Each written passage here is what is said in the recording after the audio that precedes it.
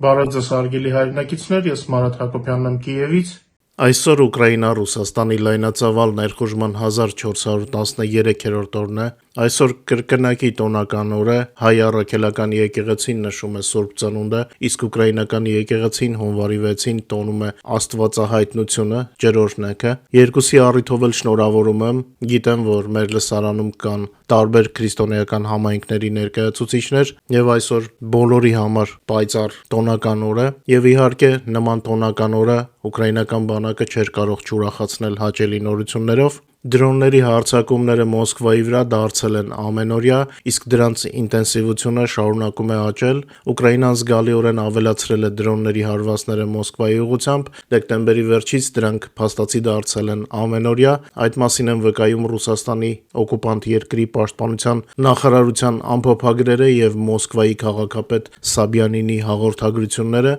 Նոր տարին Պուտինյան Ռուսաստանի համար սկսվել է ծայրահեղ անբարենպաստ, ինչպես քաղաքական, այնպես էլ ռազմական առումով, իսկ տնտեսական խնդիրները Ռուսաստանում արդեն դարձել են քրոնիկ եւ օր-օրի ավելանում են։ Իդեպ Վենեսուելայում Մադուրոյի իշխանազրկումը հանգեցրեց նավթի գների պասիվ նվազմանը, ինչը եւս լրացուցիչ հոգսեր կավելացնի Կրեմլին։ Գիշերվանից նոր թափով սկսված դրոնների զանգվածային հարձակումը Ռուսաստանի տարածքում հանգեցրել է պայթյունների եւ հրդեհների, Բրյանսկից մինչեւ Բաշկորտաստան, հարվածի եւ կրակի տակ են նավթաբազաներն ու գործարաններն ու տարբեր տեսակի ռազմական օբյեկտները, իսկ Կաստրամայի մարզում գլխավոր հրթիռահրետանային վարչության զինանոցին հասցված անօդաչուների գիշերային հարվածից հետո սկսվել են բնակչության մասամբ տարհանումը։ Կաստրամայի մարզի Նեյա քաղաքում հունվարի 6-ի գիշերը դրոնները գրոհել են Ռուսաստանի Դաշնության պաշտպանության նախարարության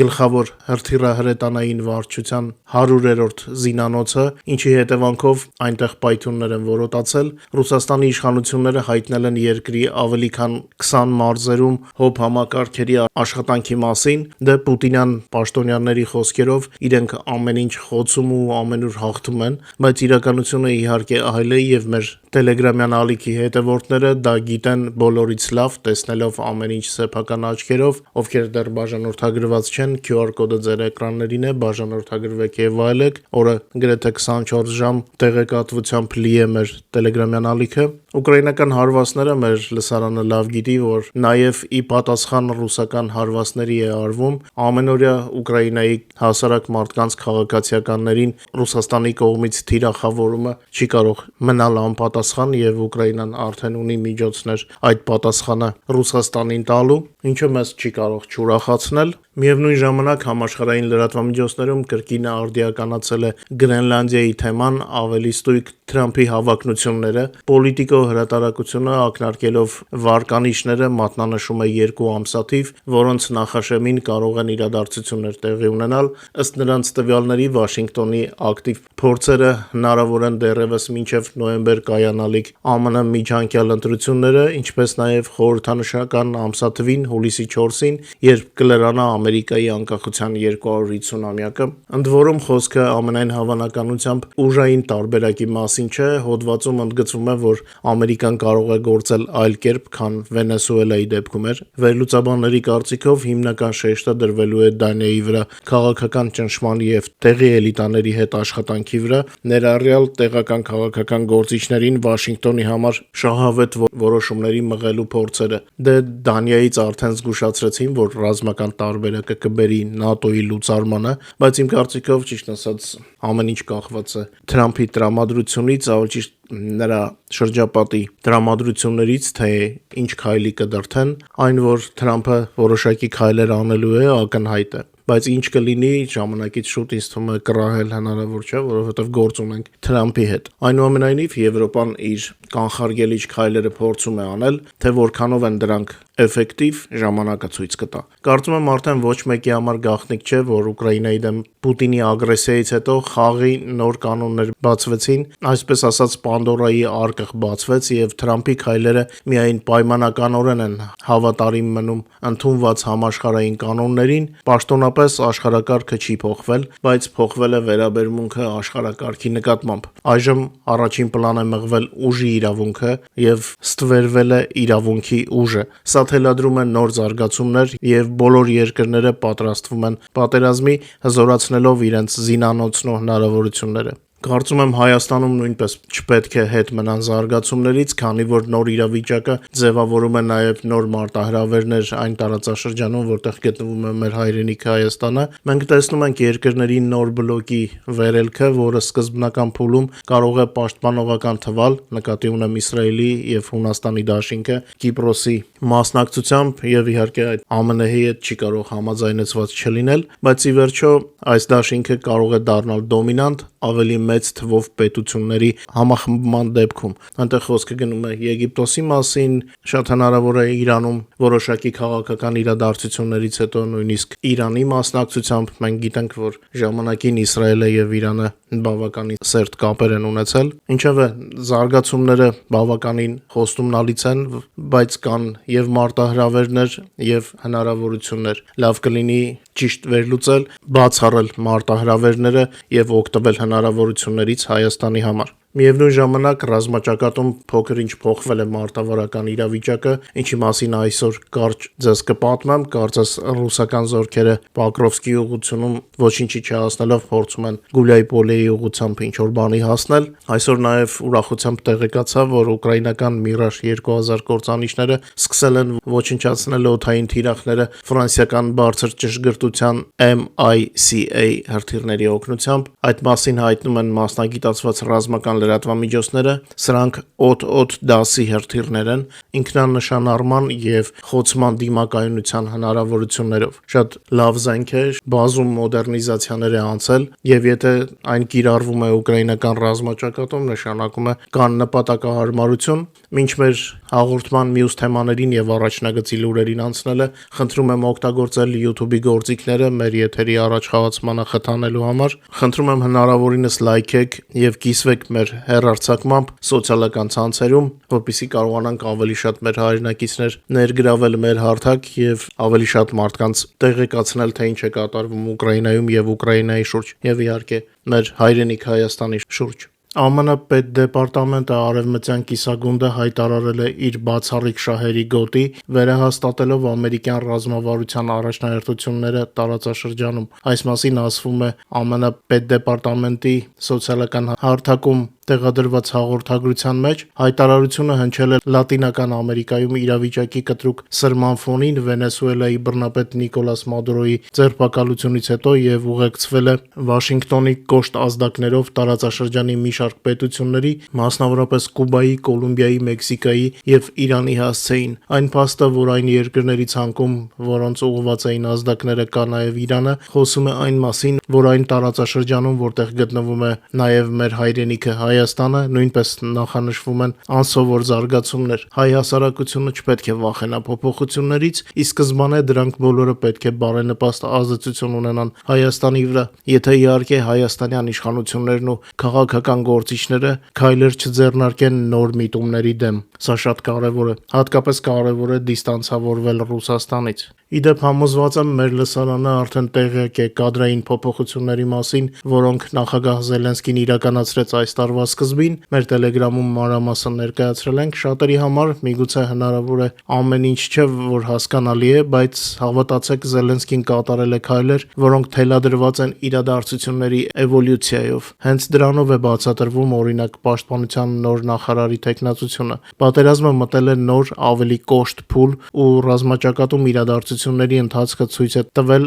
որ նոր տեխնոլոգիաները կարող են բեկել իրավիճակը, եւ Ֆյոդորովի նշանակումը բացատրվում է հենց դրանով։ Կյանքը փոխվում է, պատերազմը նույնպես։ Մյուս փոփոխությունները նույնպես ուղղված են նոր պայմաններում կառավարման օպտիմալացմանը։ Որքան մոտենում է պատերազմի ավարտը, այնքան ավելի կատաղի է դառնում պայքարը։ Ռուսաստանը որքան ավելի մոտենում է իր վերջին ներկայիս տեսքով, այնքան ավելի անկանխատեսելի է դառնում։ Հենց այդ պատճառով Ուկրաինան եւ դաշնակիցները պետք է կրկնապատկված ուժերով գործեն եւ գործը հասցնեն ավարտին։ Բայց առաջին հերթին իհարկե Ուկրաինան, մեր ժողովուրդն ու բանակը։ Միշտ պատերազմի վերջը ավելի դաժան եւ դրամատիկ է լինում, այնպես որ սա օպտիմիզացիա համարեք։ Մոտ ժամանակներս միգուցե ուկրաինացի փորձագետների հետ եթերում քննարկենք ավելի մանրամասն Անցած օրվա ընթացքում ռուսական զորքերը հարյուրավոր հարվածներ են հասցրել Ուկրաինայի 3 մարզերի ուղղությամբ, զոհվել են 3 մարդ, 7-ը ստացել են վնասվածքներ, նրանց թվում 1 երեխա։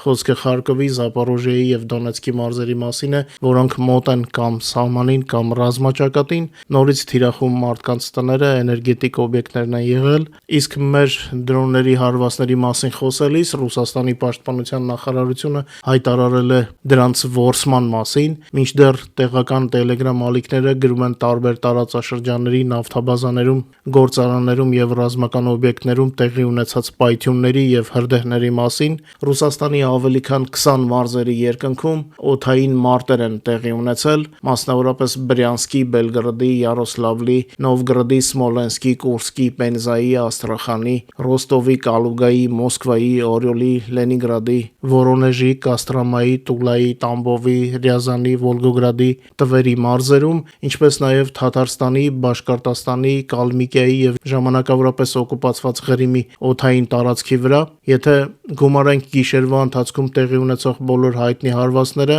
որը արտացոլված է մեր Telegram-յան ալիքում, կստացվի մոտավորապես այսպիսի պատկեր. տեղյակ ենք հարձակման մասին Բիոսինթեզ գործարանին եւ Պենզայի Պատշիպնիկի գործարանին, Պատշիպնիկի թարգմանությունը չգիտեմ հայերեն, խնդրում եմ մեկնաբանություններում գրեք։ Լիպեցկի մարզի Ուսման քաղաքի նավթաբազան է խոցվել, Վոլխովի գազատարների գծային արտադրության վարչության կոմպրեսորային կայանը, Կաստրամայի մարզի Նեյա քաղաքի գլխավոր հրետանային զինանոցն է խոցվել, արդեն ասացի եթերի սկզբում, Վորոնեժի մարզի երկաթգիծը Բաշկորտոստանի Ստերլիտամակ քաղաքում խոցվել է տեղի քիմիական գործարանը, Յարոսլավլ քաղաքում հարձակման է ենթարկվել Յարոսլավլի նավթավերամշակման գործարանը։ Այս եթերի պատրաստման պահին ուկրաինական գլխավոր շտաբը դեռ չի հայտնել հարձակումների մանրամասները, դե ինչպես միշտ գիտեք, որ ավելի շատ դետալներով Գենշտաբը մի քիչ ավելի ուշ է հայտնում։ Մենք սա ձեզ տեղեկացրեցինք մեր ունեցած տվյալների հիման վրա, այն կադրերը, որ ունենք մեր Telegram-ում։ Հենց լինեն Գենշտաբի տվյալները, մենք անմիջապես ձեզ կտեղեկացնենք, ինչպես միշտ։ Առայժմ պաշտոնական տվյալներից հայտնի է Ուկրաինայի անվտանգության ծառայության SBU-ի գործողությունների մասին։ SBU-ի դրոնները գրոհել են Ռուսաստանի Դաշնության նավթաբազա եւ զինամթերքի պահեստ։ Ուկրաինական դրոնների հարվածի տակ գիշերը եղել են Լիպեցկի մարզի նավթաբազան եւ Ռուսաստանի Կաստրամայի մարզի հրթիռահրետանային զինանոցը։ Երկու օբյեկտներում էլ հայտնի է հրդեհների եւ պայթյունների մասին։ Ինչպես արդեն ասացի եթերի սկզբում, տեղական իշխանությունները սկսել են բնակչության տարհանումը Կաստրամայի մարզում, պայթյունի էպիկենտրոնին հարակից բնակավայրերից։ Ըստ երևույթին վախենում են զինամթերքի դետոնացիայից։ Զգում եք, չէ՞, ինչպես է փոխվել ռուսաստանցիների կյանքը։ Իսկ այս ամենը կարող էր չլինել, եթե Ուկրաինայի վրա չհարձակվեին։ Մեր տվյալներով Կաստրամայի զինանոցի խոցումը բավական մասշտաբային է, ասեմ, որ այդ զինանոցը զինամթերք էր մատակարարում արևմտյան եւ կենտրոնական ուղղությունների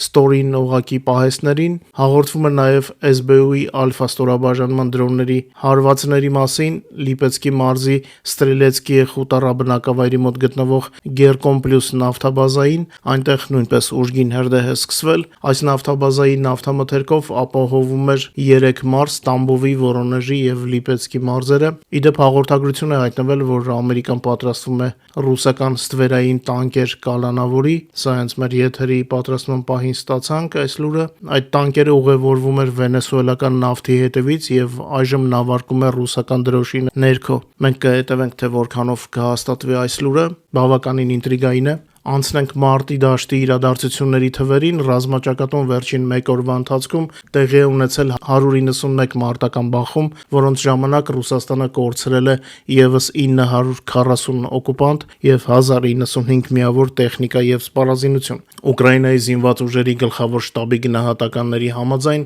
Ուկրաինայի դեմ լայնամասշտաբ ագրեսիայի սկզբից ի վեր ռուսական բանակի կորուստները այսօր առավոտվա դրությամբ կազմել են արդեն 1,213,460 զինվորական։ Գենշտաբի ռելիզը ձեր էկրաններին է, ինչպես նաև ձեր էկրաններին է մեր Telegram-ի QR կոդը, ովքեր դեռ բաժանորդագրված չեն, բաժանորդագրվեք եւ վայելեք։ 3 հունվարի 5-ին Պոկրովսկի ուղղությամբ ռուսական բանակը 43 անգամ է գրոհել Ուկրաինայի զինված ուժերի դիրքերը, իսկ Գուլյայի Պոլիի ուղղությամբ 46 անգամ, ինչը խոսում է օկուպանտների առաջնահերթությունների փոփոխության մասին, դե իսկ մեզ համար տարբերություն չկա, թե որտեղ կանգնեցնել եւ ոչնչացնել թշնամուն։ Ուկրաինական ժամանակը լայնամասշտաբ պատերազմի այս 4 տարիների ընթացքում արդեն ադապտացվել են նման փոփոխություններին։ Տոնորով շատ չի երկարացնեմ, այսքանով ավարտեմ մեր Սուրբ Ծննդյան եթերը, մաղթելով խաղաղություն եւ հաջողություն։ Խնդրում եմ չմոռանաք լայքել եւ տարածել մեր եթերը եւ իհարկե ովքեր դեռ բաժանորդագրված չեն, խնդրում եմ բաժանորդագրվեք։ Հույս ունեմ կհանդիպենք արդեն վաղը։